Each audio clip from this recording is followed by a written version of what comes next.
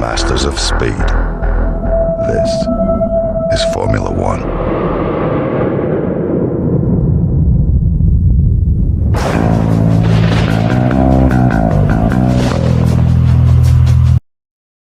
Yo! Welcome guys, it is Mexico. We are starting P3. It's another setup video. We're driving as Lewis Hamilton. Should we go and do this?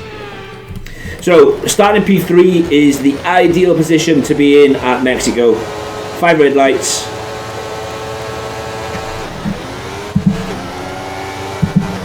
Let's go.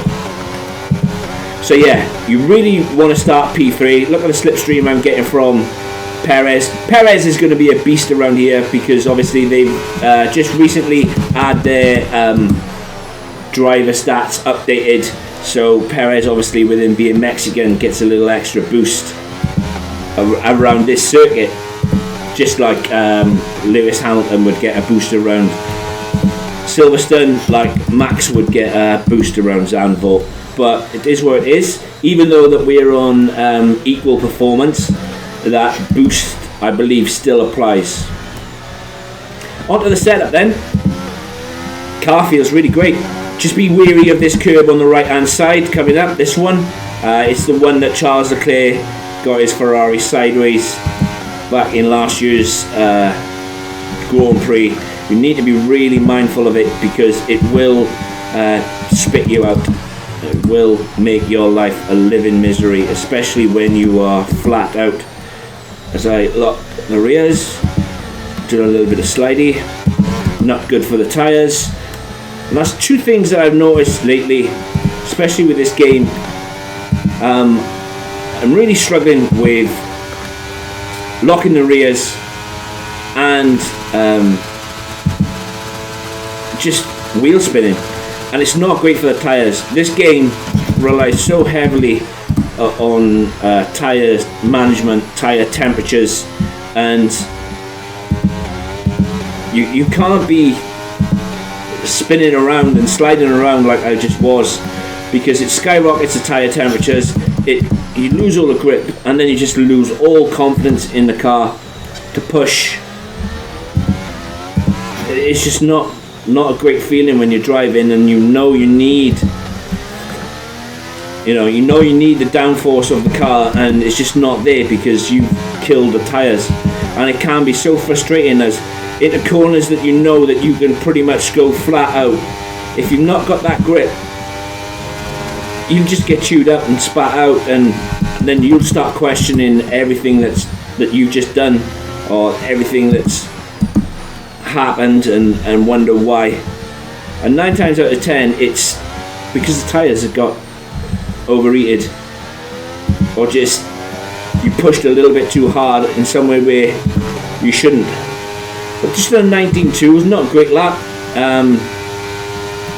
In practices I was low 18s, but it is what it is. It's not about the result, it's about just showing you guys what the setup can do. But I know there's obviously more time in this. If I had a league race, I'd be happy to take this setup into a league race and just run with it, because it feels really good. Obviously I just need more practice at Mexico. I've already done about 40 laps to get this set up right where I wanted it. But yeah, obviously if I were in a league race, I'd spend the majority of my week practicing for the league race, and 9 times out of 10 to be taken out, that happens quite a lot. You should check out some of the live streams and you'll see, if I can go league race seasons without getting penalties or bans or whatever, yeah, other people can't. It's beyond me. But I suppose I may be a little bit too caring when it comes to league racing. I should adopt other people's attitudes. But that's league racing. This is a setup video. Obviously the setup comes at the end, and yeah, I really would love to hear from you. Really would love to hear how it's gone, how you guys are doing. I'm waiting for the F2 setups, or the F2 cars to be dropped. As soon as the 23 variant of the F2 cars is out, I will crack on and do those setups as well. I do love driving an F2 car, I really do. It's just a shame that I don't have the time to find an F2 league, because I would love to race the F2 cars in vain, and I really would. But onto the setup just feels great. The car feels really pointed. I will mention in the setup video that you can move the wings up and down if you wanted a little bit more, as I lock the rears. If you want a little bit more or a little bit less on the wings for this main straight coming up, you could lower them down by one click. Okay, final lap. Let's go. Final lap. But the car feels really good. The car feels really, really good.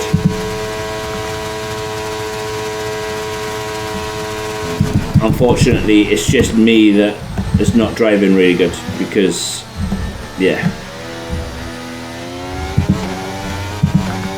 Like I said, I'm struggling, like I've said, I'm really struggling with wheel spin and all sorts of mad issues that just seems to have arisen recently.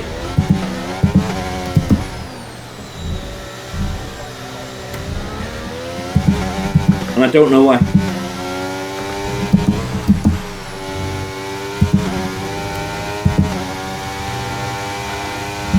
Love this section. Too much on the curb. Need to be careful, need to be mindful. But P1 setup videos coming up next. There's the fireworks for me. Hopefully it'll be fireworks for you with this setup. Let me know what you think. Do all that good stuff. Hit the like button, hit the subscribe button, and I'll catch you later. Take care. Fantastic! Makes this event a brutal one for these Formula One cars, but this team have done a fantastic job to make it to the checkered flag and take a well-earned victory today. What do you think it was today, Ant, that gave them the edge over the competition? I really feel the track layout combined with the track temperatures we saw today suited their car. These cars come alive when the tyres are just at the right temperature, and the driver did a great job managing that as well. They just look so comfortable. Mercedes are on top form once again after an excellent race weekend. It's great to see them up on that podium once again.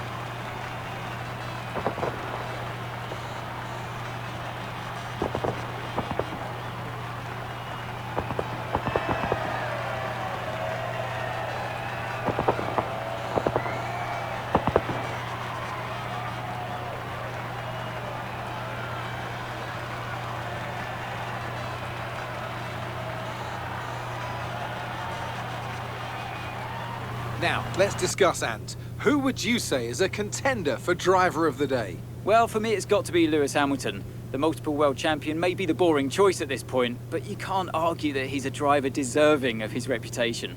Well, what an end to another fantastic weekend of racing. Thanks to everyone who joined us, and we'll see you for the next one. Welcome to the Mexico setup then. So, this circuit is a mixture of long straights. You know how Mexico is. It's definitely a weird one. It's kind of like Kota, but without the S section. You know, sector 1. So you need a mixture of both. Obviously, you need straight line speed, and you do need some downforce. Obviously, you need quite a bit of it, to be fair, especially through the stadium section. That can be a quite difficult track part of the circuit. You know, to maneuver. It is quite tricky. It really is. So I've gone with 23 on the front, 19 on the rear. Arguably, you could take it down 1 or 2 if you feel it's too draggy. But I'm quite comfortable with 23-19. Maybe if I was going into a league race, I'd probably take it down to this. But for this setup, obviously, with it being a beginner, with it being a baseline setup. 23-19 it works really well. If you need more turning, you could go 24-19, but yeah, 23-19, 24-19 it's good. I've gone with 50 on the on throttle, and I've gone with 50 on the off diff. I'm really struggling with wheel spin at the moment. I don't know why. I don't know if something's changed in the game. But in order to try and control our wheel spin, I've dropped the throttle on diff down to the minimum that it can go. I don't know what's happened. I don't know whether it's my driving style. It's more than likely my driving style, or something has changed in the game. But I'm really struggling with wheel spin at the moment, quite a bit. Suspension geometry, you know the deal. If it's not broke, don't fix it. Right, left, left. So minus 2.50, minus 1.00, 000, 0.1. I mean, you could add one click on the toe if you wanted, but it's not broke, don't fix it. On to the suspension then. I've gone with front suspension of 24, rear suspension of 8, front anti-roll bar of 10, rear anti-roll bar of 2. Front ride height is 33, and then the rear ride height is 37. There is a curb in sector 2 that I'm sure if you watched the Mexico Grand Prix last year in real life that you saw the Ferrari of Charles Leclerc, I think, get absolutely sideways on that curb. Go back and check out the 5 laps. I would have definitely talked about it there. But yeah, brake pressure and 100%, brake bias 56%. Yeah, it only applies to people that are running ABS off though. If you're running ABS on, you can stick that to 50. But 56, 57. I think the only heavy braking zone really is in sector 1, where you've got the long straight and then you've got the second DRS straight. They're only the 2 really heavy braking zones of this circuit. So yeah, 56. Probably run 58 because I'm between wheel spin and locking the rears. I'm struggling at the moment, really struggling. But it is where it is. On the tyres, like I said, it's quite a long circuit, and the tyres do cool down quite a bit on them long straights. So you need quite high front tyre pressures, quite low rear tyre pressures to be fair as well, because when you were going through or manoeuvring through sector 2 and 3 with the twists and the turns, they can overheat quite quickly, and nobody wants to overheat their tyres, especially where tyres in this game are so odd. I will say odd because one minute you can have the world's utmost grip, and then the next minute you can have nothing at all. And it's taken me a while to get on top of things. And the game has been out, what, month and a half? Is it a month and a half? Anyway, it's irrelevant. But this has been the Mexico setup. I really hope it helps. Would love to hear from you down below. So let me know about that, whether it's good, whether it's bad, whether it's indifferent. Maybe I can tweak it to make it a better setup. Apologies, I've got a really itchy nose. Do all that good stuff. Hit the like button, hit the subscribe button. The guys who subscribe to me and supporting me are absolute legends. Can't thank you enough. And I'll see you in the next one. Take care, guys. Peace.